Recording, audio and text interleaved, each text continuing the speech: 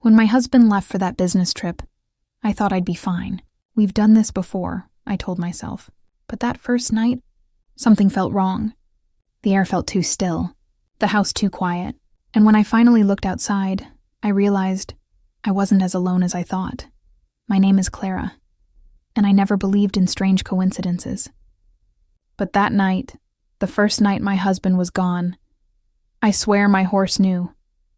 He must have sensed it in the way I lingered at the kitchen table too long, tracing the rim of my mug like it might answer a question. Maybe he felt it in the quiet, or the missing rhythm of footsteps across the porch.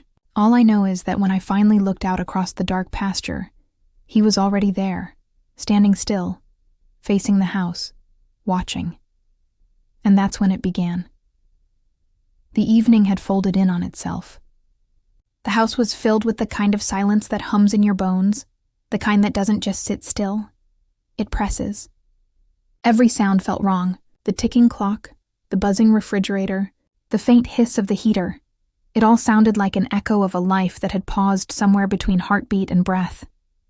My husband, Mark, had only been gone 12 hours. He'd kissed me on the forehead at the door that morning, suitcase rolling behind him, his flight already running late. "It's just a few days, Clara," he'd said, smiling that tired half-smile he always wore before business trips. "You and Ash will survive without me." He didn't know how true that would become. The daylight faded quickly, melting from gold to gray to that deep blue that makes every corner of the house look like it's waiting for something. I sat in the living room with the TV off, staring at my reflection in the black screen. My hands felt restless, so I grabbed my phone, scrolling through nothing. One message from Mark popped up. "Landed safe. Hotel's fine. Miss you already?" I typed back, "Miss you too," and added a little heart. Then deleted it, then sent it anyway. I don't know why I was so unsettled. I'd been alone before. But that night, something about the air felt thicker, like the house didn't know how to breathe without him. I tried to ignore it, poured some wine, fed the dog, and wandered through the rooms pretending to tidy up. But every time I passed the window that looked out to the pasture, my eyes stopped. The barn stood at the far edge of the property, a dark silhouette against the last strip of dusk. The field stretched open and empty, except for one moving shadow. Ash. Even from here, I could tell it was him. The way he stood, square, tall, deliberate, watching. He almost never stayed up by the fence that long after feeding. But tonight, his body was turned toward the house, his ears forward, unmoving, waiting. A cold, quiet ripple crawled through me. Without thinking, I grabbed my coat. The night met me like a wall of air, cold and clean and sharp with the scent of earth. My boots crunched across the gravel as I walked toward the pasture. Each step made a sound that felt too loud against the quiet. The moon was thin, silver, and stretched high. Just enough light to catch the mist rolling low across the field. When I reached the gate, Ash lifted his head and blew out a soft breath, fog curling in front of him. I could see his eyes catch the moonlight, two small mirrors, reflecting more than light, something almost knowing. "Hey, boy," I said softly. My voice sounded smaller out here. He took a few steps closer. The ground shifted with his weight, heavy and certain. He stopped only when he was a few inches from the fence and lowered his head toward me. That exhale again, warm, steady, like a sigh made of calm. I reached through the fence and laid a hand against his face. The short fur beneath my fingers was cold on the surface but warm underneath, like living velvet. For a moment, it felt like everything else, the house, the night, even my thoughts, went still. "I guess it's just us tonight," I whispered. He blinked slowly, then leaned into my hand, pressing his forehead against my palm. That single motion, it undid me. It was like he was saying, "I know, I'm here," and maybe I needed to believe that. I stayed like that for a long time, my hand still on him, his breath ghosting across my wrist. The sound of the wind brushed through the dry grass, and somewhere far off a coyote called, the echo stretching thin before dying out. Ash's ears flicked toward the sound, then back to me, unbothered, unafraid. That's when I realized something strange. His stall light was still on. I hadn't left it that way. I stepped through the gate, the latch squeaking as it fell shut behind me. Ash followed, his hooves sinking softly into the damp soil. I crossed to the barn, pulled the door open, and immediately smelled hay and warm dust. The single bulb above the tack room flickered once before dimming into a weak yellow glow. "Didn't I turn this off?" I murmured. I remembered switching it off after feeding earlier that evening. I was sure of it. Maybe I'd been distracted, thinking of Mark, or the call, or the quiet. Maybe I hadn't noticed. Still, the unease in my chest stayed. Ash nudged at my shoulder from behind, his breath warm against my neck. "Yeah, I know," I said, half smiling. "You think I'm overreacting." I turned the light off, letting the barn fall back into shadow. The smell of hay, leather, and horses was comforting in a way I couldn't explain. It reminded me of summers long ago, before the house and the career and the years of trying to be composed. There's something ancient about that smell. It doesn't lie. It's the scent of simple things that don't pretend. I stood there for a while, listening to Ash shift his weight. His tail brushed once against the wooden wall, a soft thwop in the dark. When I looked at him again, he'd turned to face me directly, his gaze calm but fixed. I swear, for one heartbeat, it felt like he was the only living thing in the world. And somehow that didn't scare me. It grounded me. Back at the fence, I rested my arms across the top rail and stared toward the house. From here, the kitchen window looked like a single yellow square floating in blackness. It made me feel both safe and unbearably small. Ash stood beside me, his head near my shoulder. I started talking, quietly, half to myself, half to him. About Mark's flight, the emails piling up, the loneliness I didn't want to admit to. It felt ridiculous, confessing to a horse under a half moon, but he never interrupted, never turned away. He just stood there, breathing slow and deep, a sound I could match mine to. "You know," I said softly, "he thinks you're my therapy horse." Ash flicked one ear. "He's not wrong," I laughed, a brittle sound that disappeared into the cold air. My fingers brushed his mane, separating tangles, tracing patterns that meant nothing except motion. Something to do with my hands when words ran out. The ground was hard beneath my boots, frost starting to bite. But I didn't move. Because as strange as it sounds, standing there beside him was the first time that day I'd felt real, like I was more than just waiting for someone else to come home.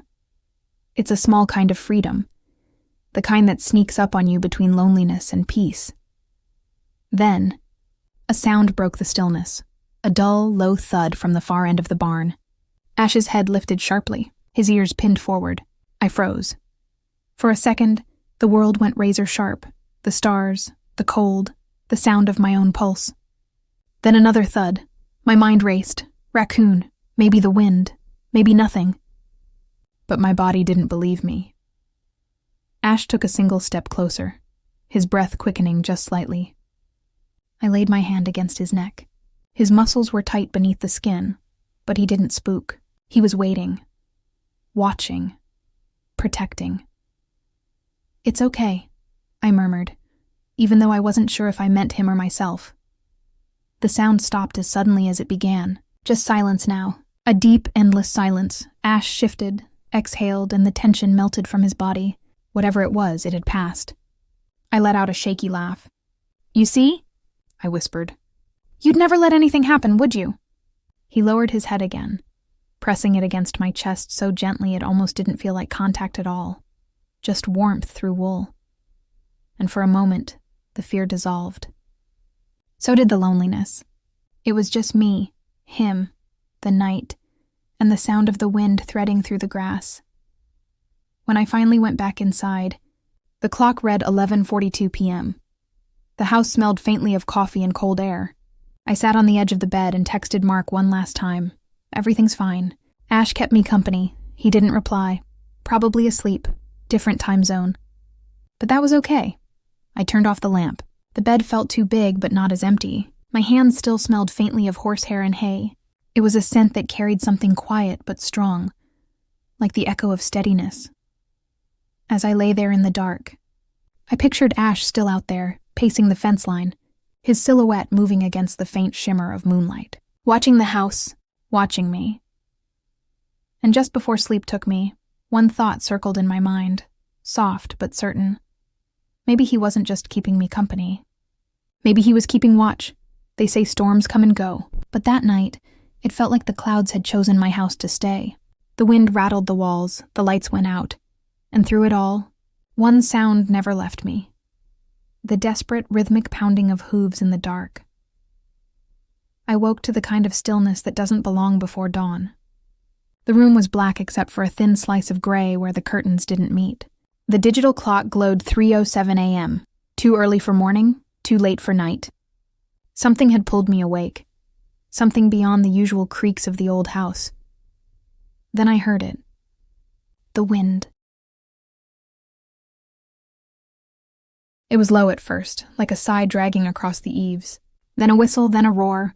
Within seconds, the windows began to tremble in their frames. I sat up, heart thudding, listening. The storm had come from nowhere. Or maybe I'd slept through its first warnings. Either way, it was here now, and it meant business. A sharp crack split the air. Thunder. Close. Then a flash of light turned the entire bedroom white.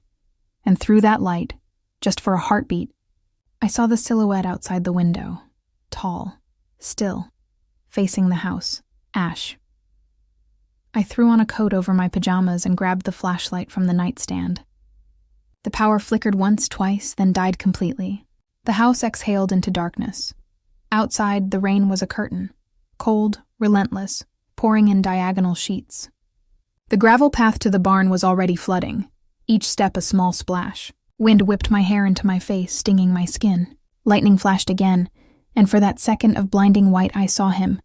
Ash, halfway between the barn and the fence, ears pinned, muscles tight with panic. Ash! I shouted, but the wind stole the word. He whinnied, a sound torn by the storm, high and terrified. He spun once, his hooves striking mud, then froze when the next flash came. I ran toward him, the beam of the flashlight jerking across the field. When I reached him, I could feel the tremor running through his whole body. Not just fear, but confusion. Horses hate when the world changes its rules, when the sky itself growls. Hey, easy, I said, pressing my palm to his neck. It's just thunder, sweetheart. Just noise. Rain rolled down his coat in rivers, turning his dappled gray into ink. He blinked at me, water pooling at the corners of his eyes like tears. I stroked the side of his face, fingers slipping on wet hair. The wind hit us sideways, so strong it made me stumble. Ash stepped in front of me, chest broad and solid, as if to shield me from it. My breath caught. He'd done that on instinct, pure protective reflex. The storm cracked again. So close it rattled my ribs, and he flinched but didn't bolt. Come on, I whispered. Let's get inside. We half ran, half fought our way to the barn. The big sliding door had blown open on one side, slamming back and forth with every gust. I wedged myself between the panels and hauled it shut, bracing the latch with my shoulder until it clicked. The world muffled instantly. Thunder still distant, rain drumming on the tin roof, but no longer screaming. The flashlight beam danced across the interior. Dust swirled in the light like ghosts. The smell of hay, wet leather, and animal breath filled the space. Ash stood just behind me, sides heaving, nostrils wide. His coat steamed in the dim light. I closed the stall gate behind us and dropped the flashlight on a hook. Its beam cut a narrow gold circle across the straw. You're okay, I said, my voice calmer than I felt. We're both okay. He snorted, stamping once, then lowered his head to sniff the ground as if checking that the earth was still real. I ran a towel down his neck. Pointlessly, the air was so damp it would never dry him. But it gave my hands something to do. Outside, thunder rolled again, longer this time. The lights above us flickered, a false start, then nothing. We were left in the dim glow of the flashlight and the occasional flash of lightning bleeding through the gaps in the roof. It should have felt claustrophobic. Instead, it felt safe. Minutes bled into hours. The storm didn't move on. It circled overhead like something searching. Each crash rattled the beams, shaking loose dust from the rafters. At one point, a loose shutter banged against the wall outside. And Ash flinched so hard I nearly lost my balance. I spoke just to keep him anchored. You remember the last time, huh? The one that took the old oak down? You didn't like that one either. My voice sounded too loud in the enclosed dark. I didn't either. He turned his head toward me, one ear flicking. I took that as permission to keep talking. So I told him everything I hadn't said out loud all day. About how empty the kitchen had felt. About the flicker of loneliness I hated admitting. About the fear that sometimes crept in when I realized how much of my calm depended on people staying close. Lightning flashed again, filling the barn with silver light. For a second, it looked like we were underwater, every shadow bending and shifting, every sound distant. Then darkness snapped back in. Ash nickered softly, almost a question. I smiled. Yes, I'm okay. At some point the rain eased, but the thunder didn't. It just moved farther away, rumbling like a conversation the earth was having with itself. I sank down on an overturned bucket, leaning against the stall post. My clothes were soaked through, hair sticking to my neck. Ash nosed at my shoulder until I lifted the towel and rubbed his muzzle dry. You could have stayed in your stall, I said. But no, you had to be dramatic. He nudged my arm hard enough to almost tip me off the bucket. I laughed. An actual laugh, bright and sharp in the gloom. Okay, fine, you were worried about me. I'll give you that. His breathing slowed. Mine did too. Outside, wind hissed through the trees, softer now. I let my head rest back against the wood and closed my eyes. Every few seconds his tail swished, brushing the wall with a quiet rhythm, like a metronome keeping time for the dark. That's when the phone buzzed in my pocket, a single vibration that made me jump. I pulled it out. 1 bar of service, maybe 2. A message had come through from Mark. Heard there's a storm your way. You safe? Power out here too. Miss you, I typed back quickly. Safe. In the barn with Ash. He's keeping me calm. No reply came. Probably lost signal. But just sending it felt like anchoring myself back to something steady. I turned the screen off, letting darkness reclaim the space. Hours later, the world finally exhaled. The wind dropped to whispers. Rain slowed to drips. The smell of wet earth pushed through the cracks in the walls, heavy and clean. Ash lowered his head until his nose brushed my knee. I stroked the line of his jaw, feeling the steady warmth of him beneath the chill. Somewhere high in the rafters, a single drop of water fell, again and again, marking time. I realized my heartbeat had matched his breathing, slow, deliberate, at peace. When dawn came, it came all at once. Pale light leaked through the slats in the barn wall, turning the straw gold. The storm had left the world scrubbed raw and shining. Every leaf outside glittered. The puddles in the yard were mirrors. Ash shifted, stretching his neck. I rose, brushing hay off my soaked pants. My whole body ached, but in a good way, the kind that says you made it through the night. I led him outside. The air was cold and sweet, and mist hung low over the field. We walked slowly to the fence line, our boots and hooves splashing in the new mud. Behind us, the barn door creaked in the wind, the soft, familiar sound of home returning to itself. He stopped halfway, head high, scanning the horizon. I followed his gaze. The world looked wider after a storm, like it had remembered how to breathe. See, I said. Told you it was just noise. Ash turned, bumped his nose gently against my shoulder. That small gesture, simple, quiet, sure, said more than any reassurance could. We'd both been scared. But we'd faced it together. Back at the house, the power was still out. I lit a candle on the counter and made coffee on the gas stove. Steam curled through the cold air. Through the kitchen window, I could see Ash standing by the fence, grazing between puddles, the picture of calm. You'd never guess he'd spent the night trembling against thunder. I wrapped my hands around the mug and watched him. Something about him out there, tall, steady, gleaming in the new light, filled the hollow space the storm had left behind. When Mark called a few hours later, his voice crackled through static. You okay, sweetheart? Yeah, I said, glancing at the window again. Ash and I survived. He was braver than me, Mark laughed. He always is. I'll be back soon. But as I hung up, I realized soon didn't matter as much anymore. Because last night I hadn't waited to be rescued.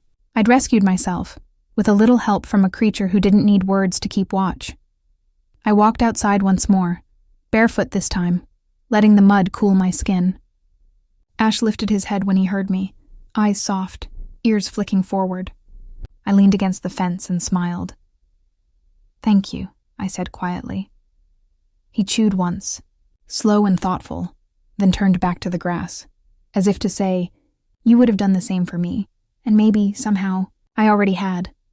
The morning after the storm, the world looked peaceful, too peaceful, but when I went out to feed Ash, I saw them, prints in the mud leading straight to the fence. And stopping right at the gate, only they weren't his. The storm had finally passed, but the silence it left behind was heavy, the kind of silence that holds its breath. The air outside still smelled of rain and wet wood. The sky was pale, washed clean, the color of cold milk. I stood on the porch with a mug of coffee and stared across the field, watching the way sunlight caught on the puddles like pieces of glass scattered through the grass. Ash was there, grazing near the far corner of the fence. His coat gleamed silver in the new light, the wet spots from last night already drying into faint shadows. He looked calm, impossibly calm, as if nothing had happened. But my body still remembered every crack of thunder, every flash of light, every tremor in his muscles against my hands. He'd stayed close to me through it all. And now, even with the sky wide open, I could still feel him in my chest like an echo. I should have felt relieved. I should have felt safe, but I didn't. Something about the morning was off. Maybe it was just leftover nerves. Maybe not. I pulled on my boots and stepped into the mud. The first step made that thick suction sound. Slurp, squelch, and the smell of wet earth filled the air. I made my way to the barn, intending to refill the feed bins and check the latch I'd fought with in the storm. That's when I saw it. At first, I thought it was nothing, just another patch of wet ground darker than the rest, but as I walked closer, I realized what I was looking at. Footprints, not horse prints. Not mine either. Bare footprints.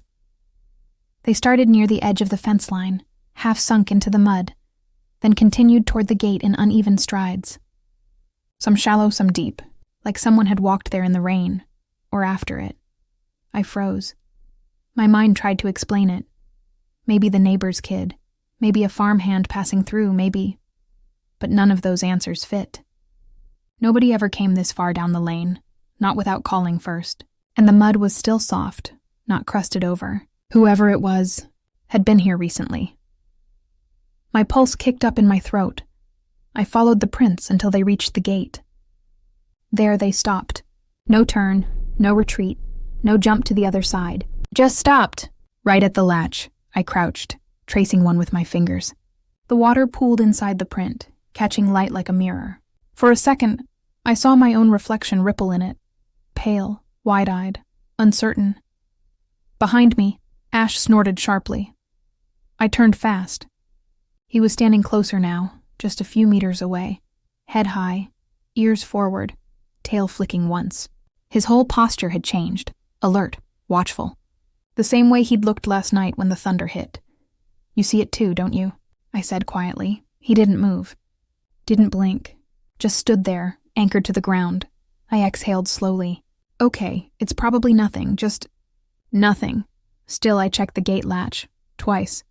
The metal was slick with rain, but held firm. I even tied a piece of baling twine through it, the way my father used to when he wanted to be sure the wind wouldn't rattle it open. The knot steadied my hands. When I turned back, Ash had followed me all the way to the fence, close enough that I could feel his breath on my shoulder. "You're my watchdog now, huh?" I whispered. He flicked his ear toward me, a small motion, but it made me smile despite the unease twisting in my stomach. Inside the barn, everything looked ordinary again. The feed bins, the brush rack, the saddle blanket I'd hung to dry after last night, all where they should be. But as I swept up the wet hay near the doorway, I noticed another odd thing. The sliding door was slightly ajar.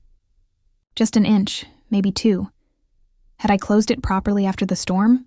I thought I had, but maybe I hadn't pushed hard enough. Still, when I touched the edge of the door, something cold trickled through me. You start noticing small things when you live mostly in quiet. the difference between moved and untouched, between ordinary and off by 1 degree. And something was off. I spent the rest of the morning working around the barn, trying to distract myself. I cleaned Ash's stall, laid down fresh straw, checked the water trough. He stayed near me the whole time, following each step like a shadow. Normally he wandered when I worked. Not today. Every time I stepped outside, he turned to watch the gate. The wind picked up around noon, rattling the tin roof and setting a loose chain swinging by the feed room door. The clinking sound, steady, metallic, began to grate on my nerves. I told myself it was just the leftover fear from the storm, the kind that sits in your bones and refuses to leave. But I couldn't shake the feeling that something had shifted. By the afternoon, the sun came out. The field steamed, releasing that warm, earthy smell that follows every big rain. I finally let myself breathe again. I brushed Ash until his coat shone and laughed when he tried to nibble the zipper on my jacket. "Guess we both made it, huh?" I said. He huffed, pressing his head against my chest for a moment before stepping back. The prints at the gate were fading already, edges softening, the water drying. By evening, they'd probably be gone. Maybe that was best. Maybe it had just been one of those meaningless things you overthink when you're alone. Still, as I walked back toward the house, I looked over my shoulder one more time. Ash was still watching the fence. That night, the wind rose again. Not a storm, just restless air moving through the valley. I sat in bed with the lamp on, a book open on my lap, pretending to read. The sound of the house shifting and breathing filled the room. Every now and then, I thought I heard something outside. A creak, a shuffle, but when I looked through the window, the pasture was dark and still. At midnight, I couldn't take it anymore. I threw off the covers, pulled on my boots, and stepped outside. The cold hit me instantly. The sky was clear now, the moon full and white. Every puddle reflected light so sharply it looked like silver scattered across the earth. And there, near the barn, stood Ash, right by the gate. Exactly where the prince had stopped that morning. I walked toward him slowly. He didn't move, didn't even flick an ear. His stillness was so absolute it was eerie. I reached him and laid a hand on his neck. Warm, solid, real. "Couldn't sleep either?" I whispered. He blinked, then shifted his weight, just enough to press against me. For a while, we stood there together, facing the open field. The world was so quiet I could hear the faint hum of crickets in the grass and the far-off sound of a river swollen with rain. The gate twitched once in the breeze.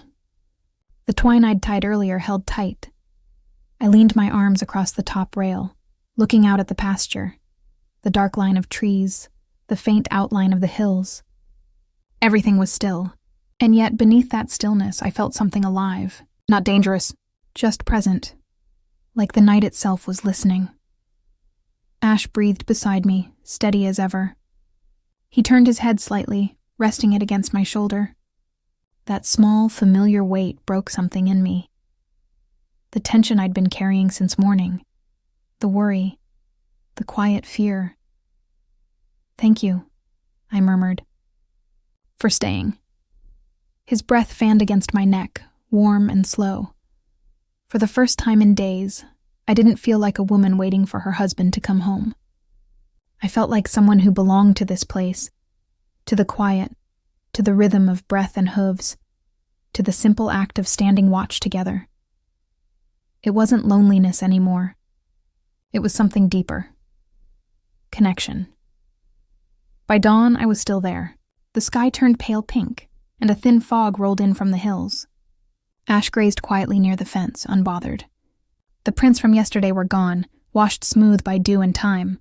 I never did find out who or what had made them. Maybe it was just an animal. Maybe I'd imagined half of it. But that morning, I didn't need an explanation.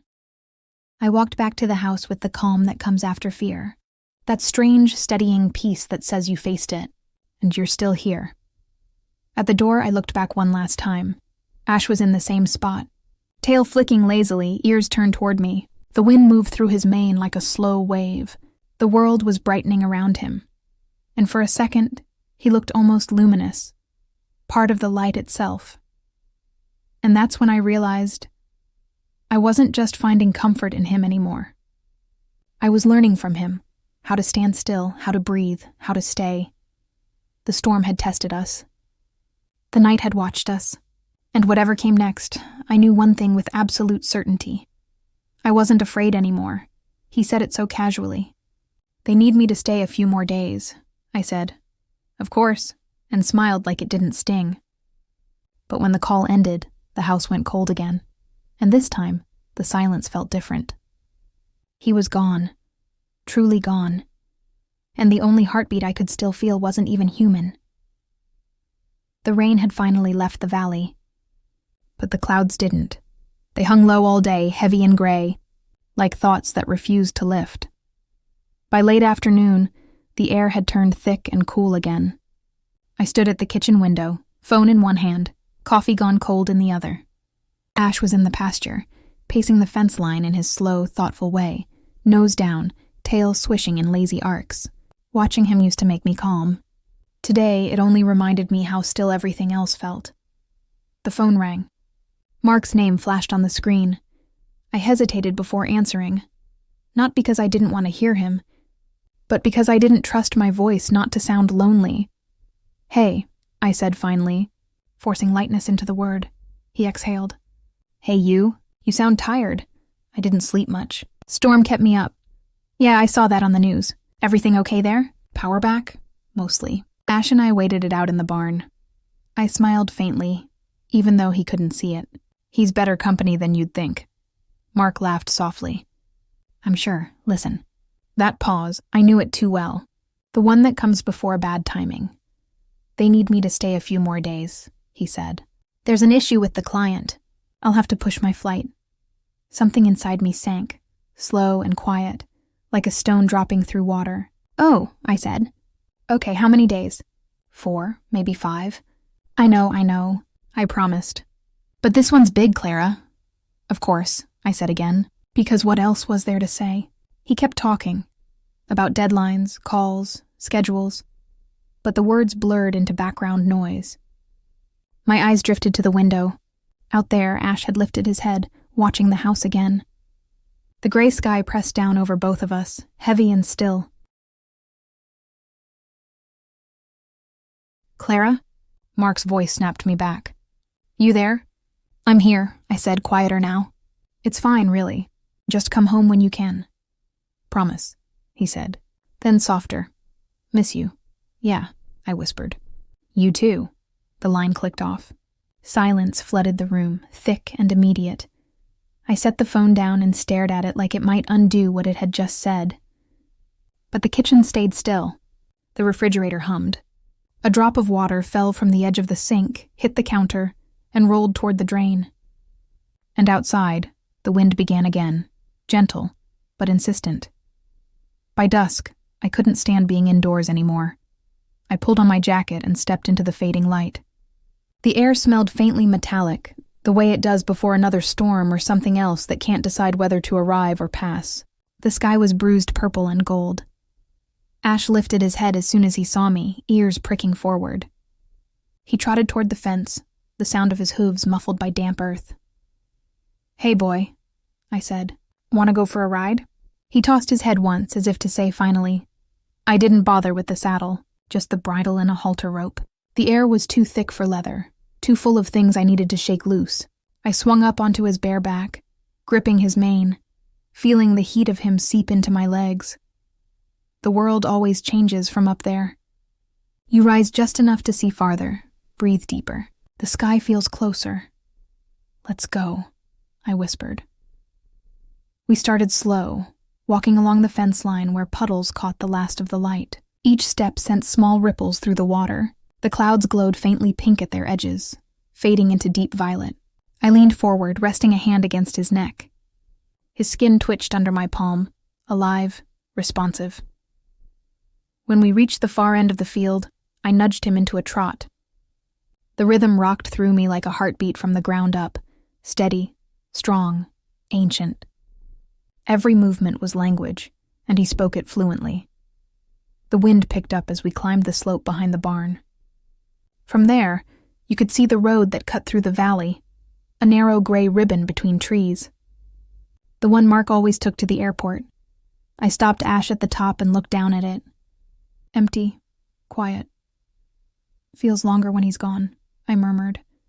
Ash flicked an ear back toward me, waiting. Don't look at me like that, I said softly. I'm fine, I just forgot how big silence can get. He shifted his weight, hoof scuffing the dirt. Then, without waiting for a cue, he began walking again, not back toward the barn, but along the ridge, parallel to the road. Okay, I said. Lead the way. The air cooled fast as night fell. The sky deepened to indigo, the horizon bleeding gold for one last minute before fading out. Crickets started up in the grass. Somewhere far off, a dog barked once and fell quiet. We rode until the path turned narrow, bordered by trees. Branches reached overhead like dark fingers, the last leaves trembling in the breeze.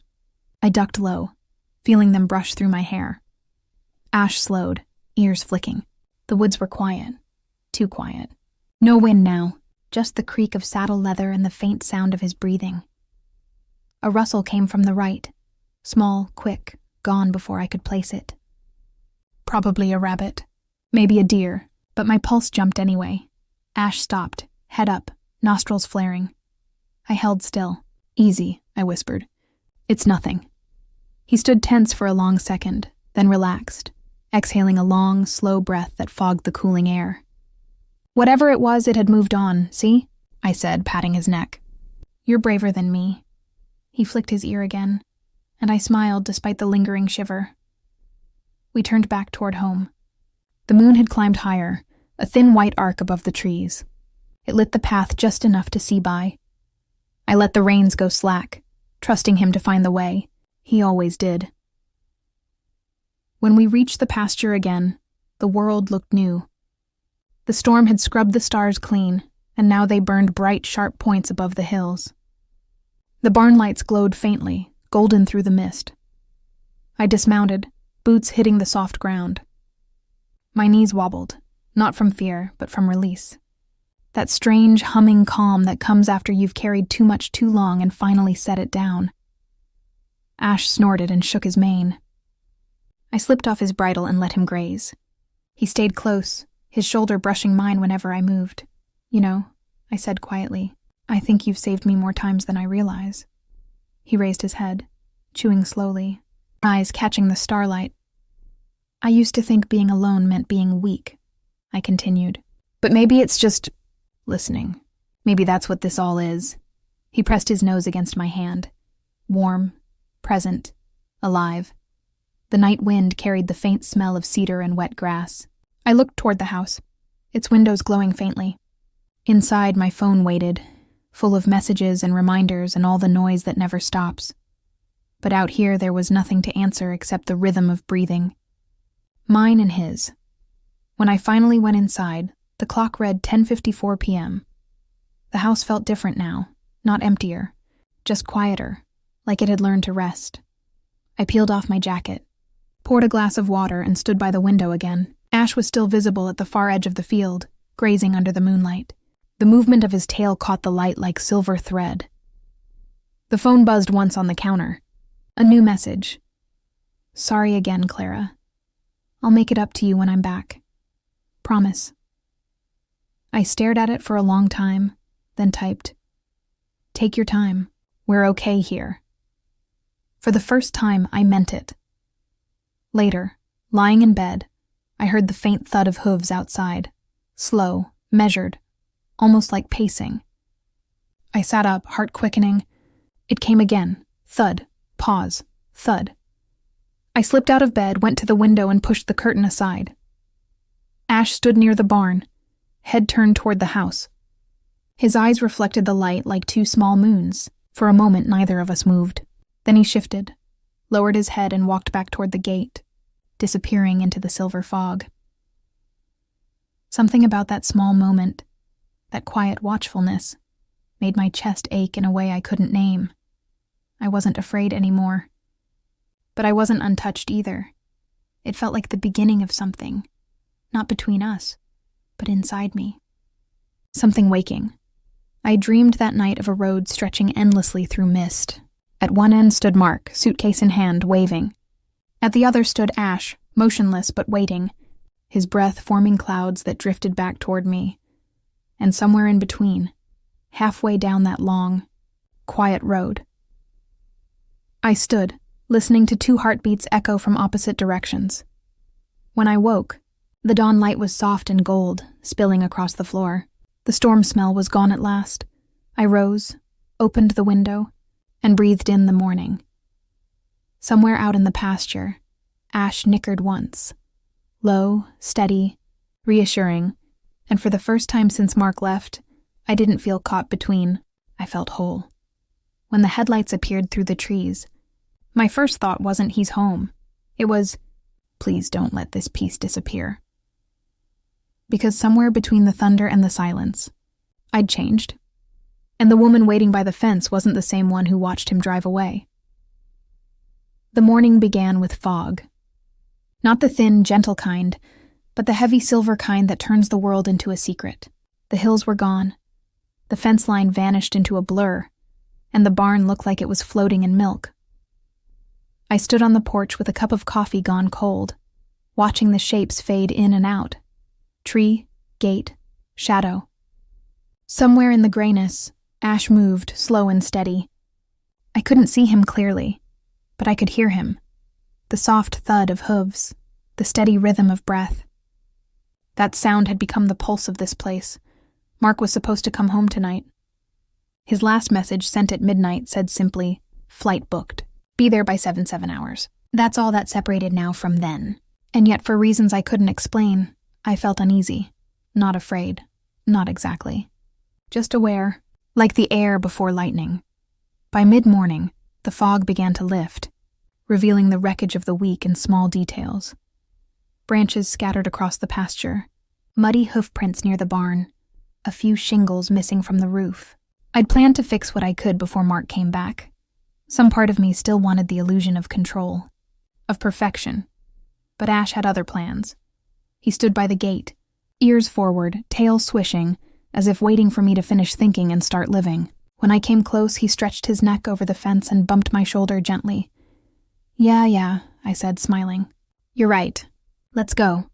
We spent the morning working side by side, or at least that's how it felt. While I cleared fallen branches, he followed, stopping whenever I did, moving when I moved. At one point, he picked up a twig in his mouth and dropped it at my feet like he was helping. I laughed so hard I scared the crows from the oak tree. By noon, the world had turned bright and warm again. Sunlight burned the last of the fog away, revealing everything in crisp, golden detail. The sheen on Ash's coat, the glint of water still caught in the grass, the way the hills rolled like folded fabric. It should have felt like closure, but instead, it felt like waiting. Around 5, I started to feel the edge of nerves again. I changed clothes, cleaned the kitchen, lit a candle. Not because the house needed it, but because I did. I wanted something small and steady to focus on. Ash lingered near the barn, shifting restlessly. The wind had changed, warmer now, carrying a faint scent of ozone and road dust. At 6:30, the first sound of tires rolled up the lane. A soft, distant crunch of gravel. I froze.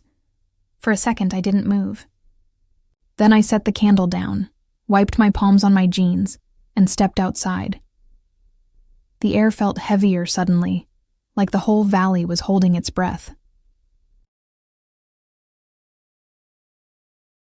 Through the trees, twin beams of light cut through the fading dusk, slow, deliberate. The car came around the last bend, headlights flashing against the barn before swinging toward the house. Ash snorted sharply and turned toward the noise. His muscles tensed under the fading light. I held a hand up to calm him, even though my own heartbeat was just as fast. "It's okay," I whispered. "It's just him." But the truth was, it didn't feel just like him. It felt like the moment before something ends, or begins. Mark's car rolled to a stop in front of the house. The headlights dimmed, and the world exhaled again. The engine cut off. For a few seconds, neither of us moved. Then the driver's door opened. He stepped out. Same jacket, same tired smile, same man who had left 5 days ago. And yet, to me, he looked different. Or maybe I did. "Hey," he said, his voice cutting through the distance like the first note of a familiar song. "Hey," I said back, and forced a smile. He looked around. "You've been busy. The place looks good." "It survived," I said. "We both did." His eyes flicked toward the pasture. "And there's your bodyguard." Ash stood near the fence, watching intently. His ears flicked between us, tail twitching. Mark laughed softly. "I swear, he looks at me like he's judging my timing." "Maybe he is," I said. Mark walked closer, suitcase forgotten by the car. He reached for my hand, and I let him, but something in the gesture felt new. Not wrong, not distant, just different. For the first time, I realized how quiet we'd both become. He was here, but the silence between us had changed shape. Later, we sat on the porch as twilight deepened. The sky stretched wide and red, the air humming with crickets and frogs. Mark told stories about his trip, flights, meetings, hotel dinners, and I listened, nodding at the right moments. But part of me was still out there, watching the fence line, listening for hooves. "You've gotten quiet," he said finally. "I guess I got used to it," I replied. He smiled faintly. "You always were better with silence than I am." "I wasn't," I said. "Not before." He tilted his head, studying me. "Something's different about you." I looked toward the pasture. Ash was standing still, framed against the rising moon. His head turned, ears pricked, eyes reflecting faint gold light. "Maybe I learned how to stay still," I said. "He taught me that." Mark followed my gaze. "You really love that horse, don't you?" I nodded. "He kept me company. When it got quiet, when I got scared, he just stayed. No questions. No fixing. Just staying." Mark's expression softened. "I'm glad you had him." And for once I believed him. We sat like that for a long while. The air cooled, fireflies blinking in the dark. Then a sudden sound broke the quiet, a hollow clink, metal on wood. Mark turned. "What was that?" "The gate," I said, already standing. "It's the latch." I grabbed a flashlight and jogged toward the barn. The light cut through the dark in a narrow beam. The gate stood half open, swinging gently in the wind. "Ash?" I called, scanning the pasture. No answer, just the whisper of grass. Mark came up behind me. "Did he get out?" I shook my head. "No, he's too smart for that." But the space where he'd been was empty. I lifted the flashlight higher, its beam catching on movement far down the field. A flash of white, a shift of muscle, a glint of eyes. "There," I breathed. Ash was at the far end of the pasture, standing perfectly still, facing the fence that bordered the road. His body was tense, head high, tail raised slightly, alert. I stepped closer, heart pounding. "Ash, what is it?" Mark frowned. Probably a deer, but I wasn't so sure. We stood in silence, watching him. He didn't move, didn't even flick an ear. The road beyond the fence was empty, no cars, no sound. Just the deep, endless quiet of night. And then, slowly, Ash lowered his head, took one step forward, and snorted. A low, deliberate sound. A warning, or maybe a release. A second later, the faint rumble of an engine echoed through the valley. Another car, unseen on the road below, headlights sweeping once across the far trees before disappearing again. I let out a breath I hadn't realized I was holding. Mark laughed softly. "Your guard horse at it again." "Yeah," I said, still staring at Ash. He always knows before I do. We walked back to the porch together, but I didn't sit down. Instead, I stayed by the railing, watching the field until my eyes adjusted to the dark. Ash had turned back toward the house now, standing calm and tall, a pale shape against the night. Mark went inside to unpack. The door closed softly behind him, and the sound of zippers and drawers drifted faintly through the window. I stayed where I was. The candle on the porch flickered once, twice, then went out. The stars came out overhead, sharp and bright and countless, and in that stillness, a strange kind of peace settled over me. Not the fragile kind that comes when danger passes, but the steady kind that comes when you finally trust yourself to face it. The week had started with thunder. It was ending with silence. But not the hollow kind. The living kind. I raised a hand toward the pasture, not to wave, not to call, just a quiet acknowledgement. Ash lifted his head and nickered once, soft and low. A sound that carried across the distance like a heartbeat made of air. "Good night," I whispered. "We're safe now." And maybe, in a way, that's what he'd been trying to tell me all along. You can stand alone. You can face the dark. And when the storm comes again, because it always does, you'll remember how to listen for the calm inside it. When I finally turned back toward the house, the driveway was still faintly glowing with the memory of headlights. Mark's suitcase stood by the door. The porch light hummed quietly above. I paused, looking at the reflection of the pasture in the window, one dark shape against an endless sky.